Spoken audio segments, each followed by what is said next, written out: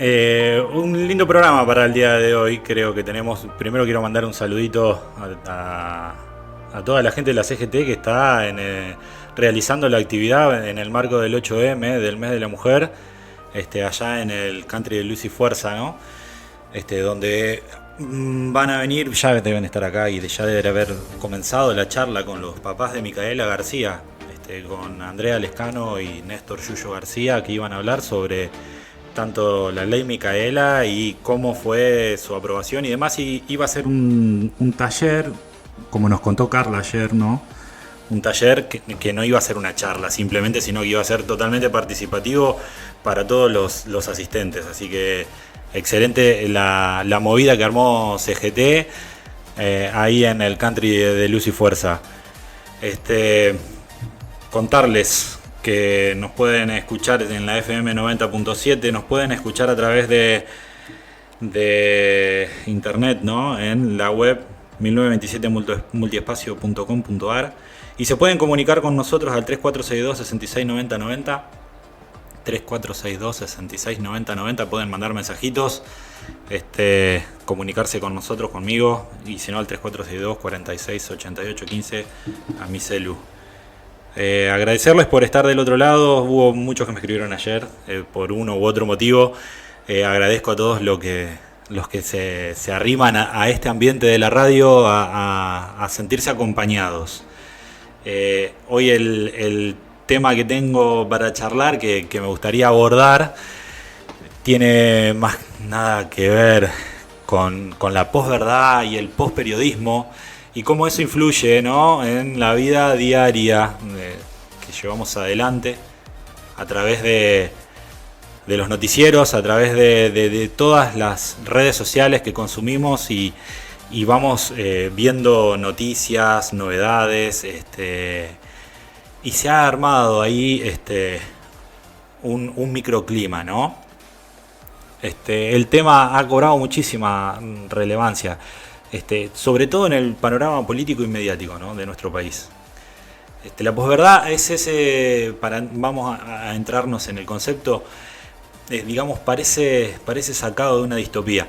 Se ha arraigado de una manera preocupante en nuestra sociedad, ¿sí? Y desafía y va a seguir desafiando la noción misma de la verdad objetiva, que es a lo que tenemos que apuntar siempre, ¿no? A tratar de conocer la verdad objetiva. La posverdad viene a confundir esa línea que separa lo verídico de lo ficticio. Y es interesante que estemos atentos. En nuestro país y en muchos otros lugares del mundo, somos testigos de cómo este concepto de posverdad, ¿sí?, se metió y se arraigó muy fuerte dentro de la esfera política. Creo que ejemplos abundan. Si quieren, les recomiendo, y estaría bueno que lo hagan. Vean en una plataforma que tiene una N, hay una muy buena peli documental se podría denominar, que se llama El dilema de las redes sociales. Véanla y ahí van a ver ejemplos claros que durante los procesos de elecciones se manipula muchísimo la realidad, la verdad, ¿sí? Se hacen montajes fotográficos, y hasta a veces se habla de declaraciones de otras personas sin fundamento, y se utiliza como una herramienta para moldear la opinión pública y ganar un terreno a través de la desinformación, ¿sí? De poder llegar al público que yo quiero llegar con una información que no es del todo veraz, pero que ese público no va a ir a buscar a dónde está la verdad, si lo que me están diciendo es verdad o no. Va a confiar, y como la gran mayoría de nosotros hacemos, confiamos en los comunicadores como portavoces de la verdad, y a veces no suele ser así. Confiamos muchísimo en lo que sucede y lo que nos muestran las redes sociales, y muchas veces ahí no está la verdad definitiva, sino una parcialidad. Y también es muy fácil de modificar todo lo que sucede ahí. ¿Sí? Un caso muy emblemático son las fake news. En esta campaña última electoral se tiraron fake news de un lado para el otro. Se desacreditaban los logros de los rivales y se exageraban muchísimo los errores menores para polarizar. O sea, que también traigo también a colación un término que utilizamos muchísimo, que es la grieta, ¿no? Y bueno, este concepto de posverdad vive en esa grieta, la alimenta todos los días, ¿sí? Y entonces, ¿qué termina sucediendo? Se termina poniendo en riesgo todas nuestras instituciones democráticas, porque en definitiva después es muy complicado volver a llegar a un diálogo honesto y constructivo con aquellos que difunden y que son portavoces de todo este tipo de fake news. Es fundamental entender para nosotros que la posverdad también no solamente es un problema político, sino también un problema ético y social. Y estamos enfrente de una crisis de confianza de las fuentes de información. Hoy ya no sabemos a quién creerle. Y la veracidad de los hechos queda totalmente en segundo plano frente a la conveniencia de una narrativa, del famoso relato. El relato termina siendo muchísimo más potente que la verdad en sí. Entonces, yo creo que hoy tenemos una responsabilidad muy grande. Yo asumí este compromiso como para traer un poquito de difusión de todo lo que realizan no solamente los gremios, sino y toda el círculo político de la ciudad, el círculo sindical de la ciudad. Voy a tratar de traer a toda la gente de la cultura para que tengan un lugar en donde expresarse también y que sean ellos los portadores de sus propios eventos y comunicar, ¿no? Desde la verdad. Y no solamente lo parcial, sino que estén todos. Porque lo bueno es que todos puedan hablar y que todos podamos, ¿no es cierto?, preguntar y responder, cuestionar. ¿Sí? Hay algún filósofo que dijo que una duda es mucho más potente que una verdad. Y está bueno esto de preguntar y de conversar con aquellos que no piensan como nosotros. Y no agarrar y seguir profundizando esta grieta que nos divide de un lado y del otro por el simple hecho de que el que está enfrente y piensa distinto es un enemigo y al cual tengo que eliminar. Y verdaderamente si esa es la intención de los comunicadores de hoy en día, crean que no me van a encontrar en ese lugar. Yo verdaderamente no tengo intenciones de participar de una carnicería de los enemigos. No tengo enemigos.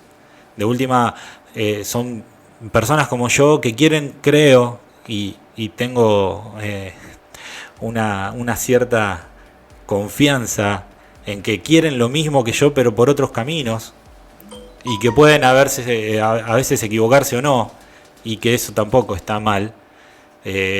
Lo que estaría mal es equivocarse de manera deliberada. Esa responsabilidad que tenemos, ¿no es cierto? Y la tenemos que asumir todos, esto de ir buscando la verdad, mucho más allá de si lo que me está diciendo ese relato me gusta o no. Che, lo que me dice, ¿es cierto? ¿Es cierto?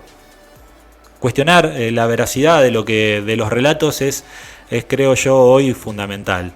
Hoy tenemos que, antes de formar nuestra propia opinión, o en realidad más bien para poder formar nuestra propia opinión, lo mejor es buscar todas las fuentes posibles de un mismo evento, ver todos los puntos de vista diferentes y hacer desde ahí nuestra propia opinión.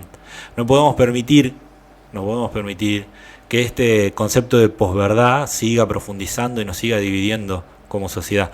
Porque en realidad yo creo que todo esto se utiliza con un fin, y el fin es la manipulación de las masas, ¿sí? La manipulación del votante para poder permanecer en el poder mucho más tiempo y perpetuarse, ¿sí?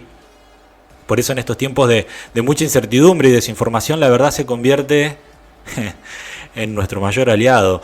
Decir verdades es una revolución ya.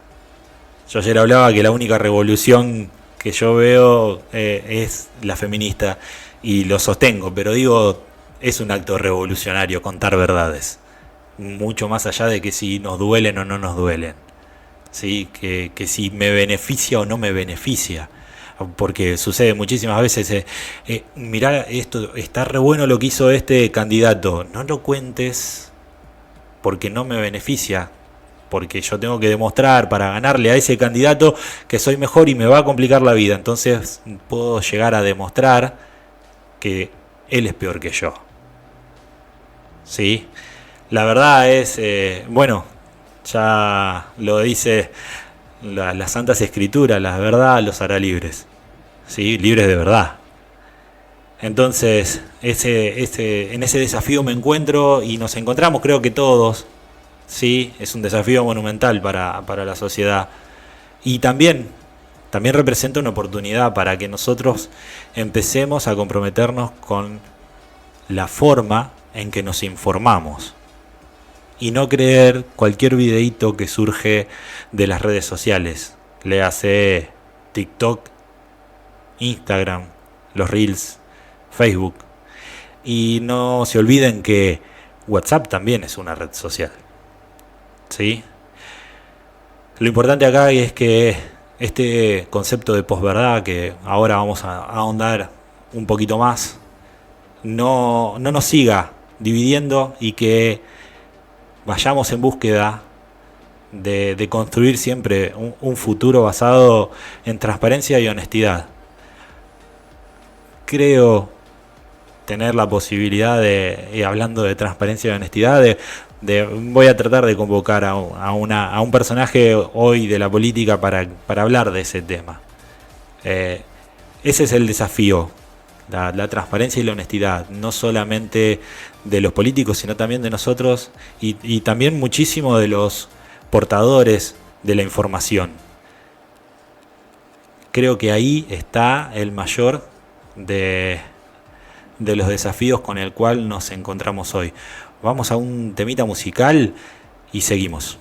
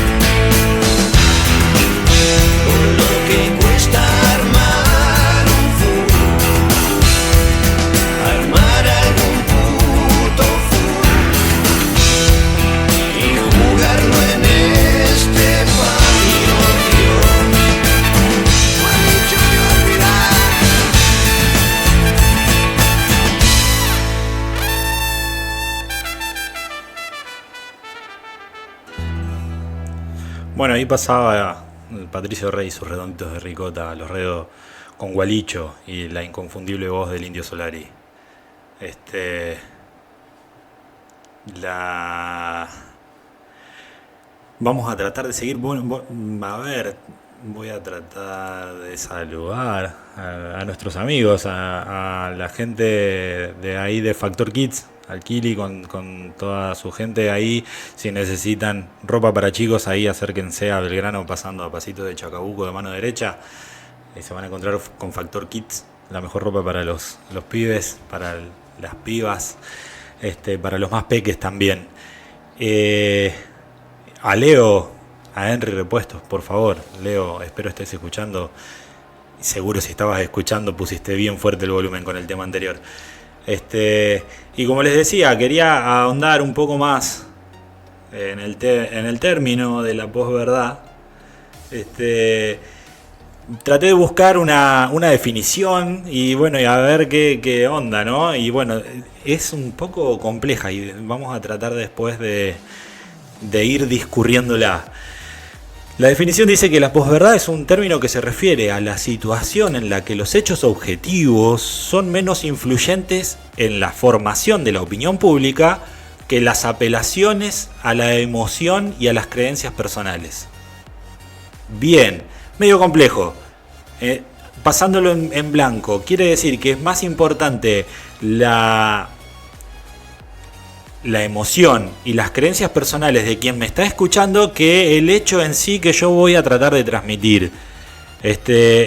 Entonces, a veces, ¿qué sucede? Que se distorsionan o se manipulan los eventos, los hechos, con una narrativa, ¿sí?, para tratar de llegar y de influir en el público de una manera determinada, ¿sí?, tratando de buscar un objetivo que va mucho más allá de lo que yo estoy contando.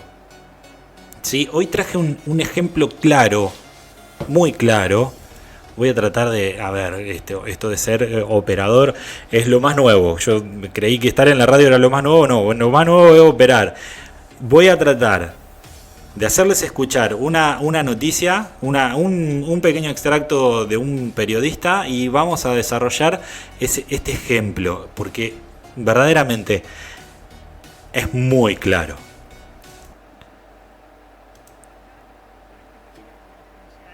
¿Cómo terminaron los gobiernos no peronistas en los últimos 70 años?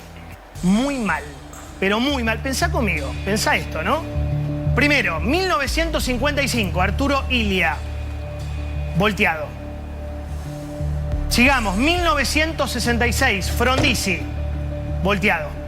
Sigamos, 89, Raúl Alfonsín, volteado. Sigamos, 2001, Fernando de la Rúa, volteado. Sigamos, 2019, Mauricio Macri, y bueno, intentaron voltearlo, estuvieron cerca, ¿eh? Conclusión, ¿qué te quiero decir? El peronismo no aguanta. No aguanta estar mucho tiempo por afuera del poder. Señores, señoras, se ha activado modo helicóptero. Bueno, el que estaba hablando ahí claramente era Jonathan Viale. ¿Sí? No podemos dejar de reconocer de que es uno de los periodistas más importantes de la Argentina en este momento, un comunicador terrible, un comunicador que se ha hecho su propio camino. Esto lo estaba haciendo en la señal de televisión de Todo Noticias, o sea, una de las señales más importantes del país. Es súper interesante lo que dijo Jonathan Viale. Arranca diciendo, vamos a hacer un recuento de cómo terminaron los gobiernos no peronistas. ¿Sí? Al comienzo, digamos, lo que está tratando de hacer es armar un relato, ¿sí? Porque dice, ¿cómo terminaron los gobiernos no peronistas en los últimos 70 años? Y ahí está el relato. Le está hablando a un público que verdaderamente es antiperonista. No hay que ser muy ducho para darse cuenta, ¿no? Y quiere tenerlos ahí. ¿Sí? Entonces, ese público va a consumir todo lo que sea antiperonismo. Y no importa qué es lo que está diciendo Jonathan Viale. ¿Sí? Porque ahora vamos a ir a hacer un un paso a paso para ver, con los datos reales, qué fue lo que dijo, si está basado en algo verídico o si verdaderamente lo que hizo fue mentir.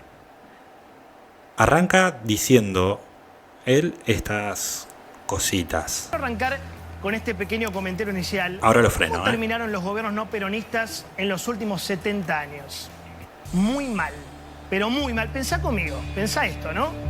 Primero, 1955, Arturo Illia, volteado. Bien, 1955, Arturo Illia, volteado. Fue lo primero que dijo, ¿no es cierto? Y uno dice, ¿qué cosa el peronismo? Volteando un presidente que no era peronista, claramente. Pero, ¿quién era el presidente de la Argentina en 1955? En 1955, precisamente, el presidente de todos los argentinos era un tal Juan Domingo Perón. En 1955 se bombardeó la Plaza de Mayo para tratar de destituirlo a Perón. En 1955 se proscribió al peronismo y Perón fue al exilio. Los que voltearon al peronismo fueron los militares y pusieron como presidente a Leonardi. ¿Sí? Y vamos a seguir, porque no tiene desperdicio. Sigamos, 1966, Frondizi, volteado. 1966, Frondizi, volteado. ¿Sí? El tema está en que en 1966 el presidente era Arturo Illia, que según Jonathan Viale había sido volteado en el 55. Y sí, fue volteado Arturo Illia en el 66, pero fue volteado por Juan Carlos Onganía, militar. Y ahí el peronismo estaba proscripto. En toda esta cuestión se nos olvida que había nombrado a Frondizi. Frondizi fue presidente de la Argentina entre 1958 y 1962. Y también fue volteado, pero por José María Guido, presidente de facto entre el 62 y el 63, por un golpe de Estado militar. Entonces, a aquel que no va a buscar los datos, claramente se llena de esta información de un comunicador que no podemos dudar, en teoría, de su veracidad, porque está trabajando en uno de los canales más importantes, ¿sí?, de la Argentina. Informa a millones de argentinos. Y ese periodista te está mintiendo, está tergiversando la realidad, los hechos verídicos que se pueden comprobar, sabiendo de que nadie los va a ir a comprobar, que piensen de la manera en que él quiere que piensen. ¿Por qué? Porque está manipulando la opinión pública para llevarlos a un lugar, a seguir odiando a un determinado sector político. Es ahí donde nosotros tenemos que buscar los datos verídicos. Porque el otro día había compartido yo y me lo criticaron varios conocidos. Porque bueno, suele suceder, ¿no?, que uno por ahí postea cosas y recibe respuestas de las más diversas, y está bien. Yo siempre en esas cosas me gusta que suceda porque soy abierto al diálogo constructivo. Pero el posteo podía ser para cualquier lado. El posteo decía algo clarito: nunca antes en la historia de la humanidad hubo tanta información al alcance de la gente y tanta gente negándose a verla. Antes te mandaban a leer un libro, hoy no es necesario ni siquiera eso.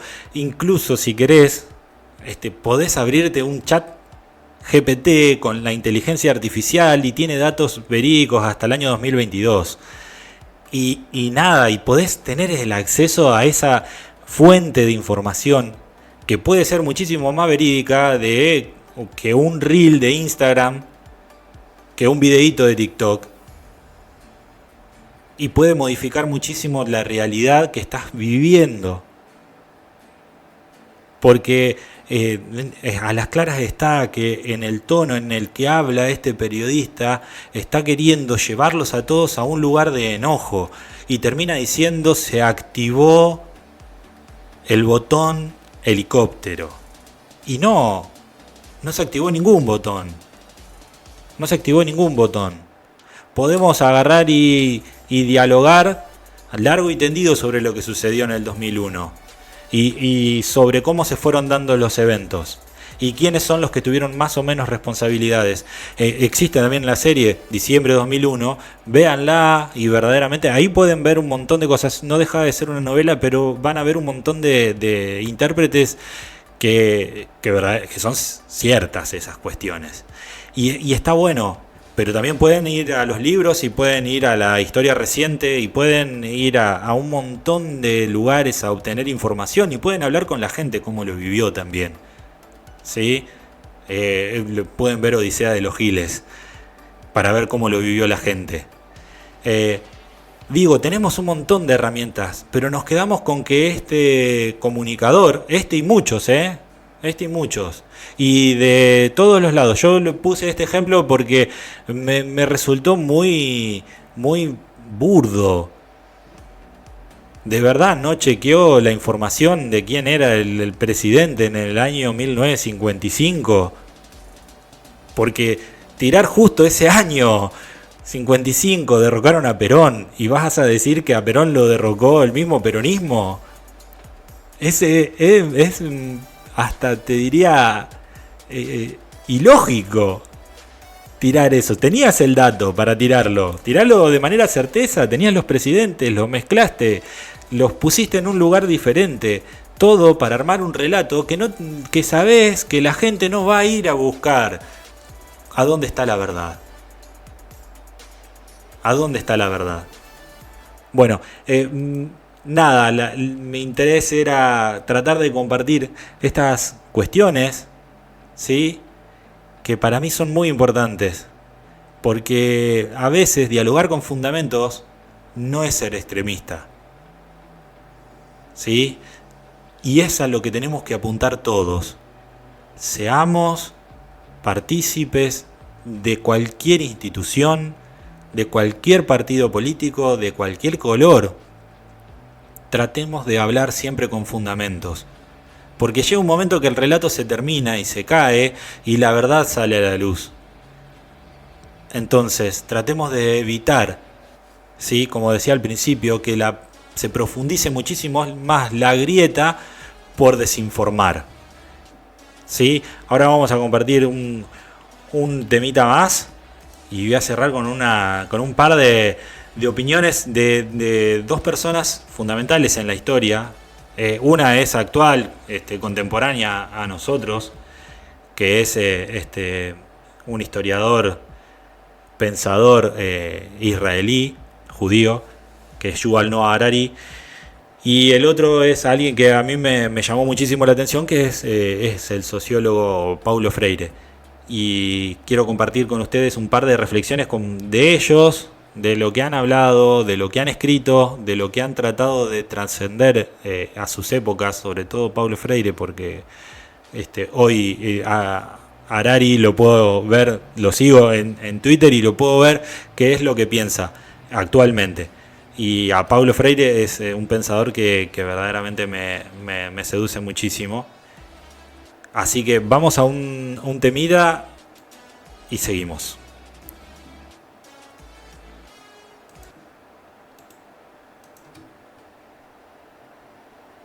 Yo sé que algunas veces me equivoco demasiado. Yo sé que estás cansada de mirarme de costado. Estoy arrepentido y me gana la nostalgia. ¿Será que lo divino no mezcló muy bien las cartas? ¿Será cuestión de suerte que sigamos separados? Quisiera encerrar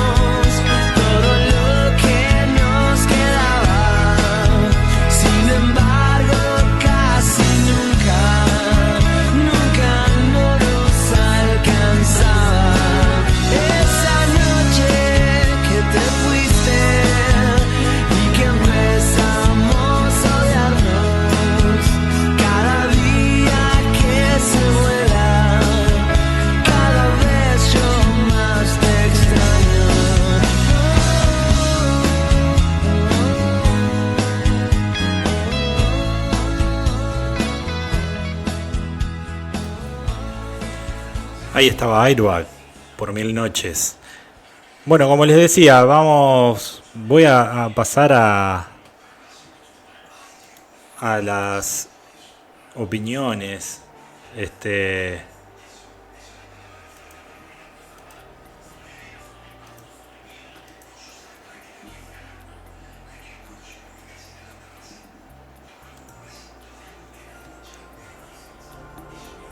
Así podemos seguir hacia adelante.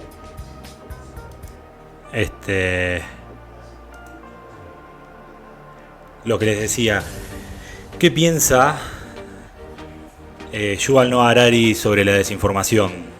Él en 2 libros habla del tema. Yo tengo uno y lo estoy tratando de terminar, que se llama 21 lecciones para el siglo XXI, y tiene otros 2. Uno se llama De animales a dioses, Sapiens, de animales a dioses. Y habla de todo el tema de la información y de la desinformación. En un par de ellos, lo que más, en un par de cuestiones, lo que más resalta y dice, habla un poco de la censura. Dice que la censura hoy como tal no existe, ni va a existir. Lo que existe es la sobreinformación de información inútil. O sea, hoy es mucho más importante una foto de un huevo, en realidad, después del 2022, de Qatar 2022, la foto de Messi besando la copa, que una información real. Hoy por hoy se lleva muchísimo más la atención la foto más likeada en la historia de Instagram, hasta que no surgió nuestro superhéroe futbolístico nacional, era un huevo. Ese es el exceso de información que existe, exceso de información inútil, dando vuelta. Hay muchísimos videos de gatitos peleando entre ellos, y nos interesa muchísimo más ver eso que ver verdaderamente cosas que sean informativas, educativas o lo que fuera. Entonces, verdaderamente lo que dice Yuval tiene un punto ahí, que el exceso de esa información es la nueva censura. Yo no te censuro callando tu voz. Te pongo 1500 voces alrededor que hablan de 1500 temas que son totalmente diferentes, y seguramente a la gente le va a interesar más los 1500 temas diferentes que el tuyo, o un gatito, o un huevo, o lo que fuere, que uno se pone a ver, o los haitianos haciendo una pileta, un jacuzzi en el medio de la selva, que informarte de verdad. Entonces está muy bueno y es muy interesante. Él reconoce, ¿sí?, que los actores políticos y sociales manipulan a la población y se consolidan en el poder a través de estas herramientas de desinformación, ¿sí? Está claro, bueno, como les decía, en esta película El dilema de las redes sociales, habla muchísimo de cómo líderes a niveles mundiales llegaron al poder tergiversando la verdad, tergiversando los eventos de sus rivales políticos. Habla de 3 casos puntuales, no los quiero, no les quiero spoilear la película, pero está muy bueno y es muy interesante y con datos precisos, ojo, es genial. Y tiene una frase que para mí Harari la pega. Es terrible, verdaderamente es un pensador contemporáneo que deberíamos de escucharlo un poco más. También lo voy a traer a colación el momento en que hable de la inteligencia artificial y su incorporación dentro de lo que es el mundo laboral, porque él en 21 ¿cómo se llamaba? El libro 21 lecciones para el siglo XXI. En ese libro encara todo el tema de la incorporación de la inteligencia artificial en la vida, y es impresionante, ¿no? Y tiene un montón de tips ahí que están muy buenos. Pero con respecto a esto dice esta frase genial: en un mundo inundado de información irrelevante, la claridad es poder. En un mundo inundado de información irrelevante, la claridad es poder. Y el otro que me encantaría y compartir con ustedes es un poco a Paulo Freire, un sociólogo ¿sí? Que hablaba de la transformación social y la liberación de los individuos a través de la educación. ¿Sí? A través de la educación. A través, digamos, su enfoque se centraba en la concientización, ¿sí? Crítica y la acción reflexiva como herramientas para la emancipación de las personas oprimidas. ¡Wow! Es un montón de dialéctica, ¿no? En contadas palabras, es lo que decía, y que los que más me quedó, una frase muy que resuena siempre en mí, es que si la educación no es liberadora, el oprimido tiende a convertirse en opresor. Es muy importante y me llena mucho mi conciencia social que tengo. La educación tiene que ser verdaderamente liberadora, pero él hablaba muchísimo de la educación horizontal, en donde se terminaban los privilegios y las diferencias entre educando y educador, ¿sí? Y donde todos en el momento de la educación podían aprender unos de otros, cosa que hoy verdaderamente estamos un poquito lejos de que exista. Pero bueno, lo repito, y está dentro del libro que es un libro de cabecera de él que se llama Pedagogía del Oprimido. Si la educación no es liberadora, el oprimido tiende a convertirse en opresor.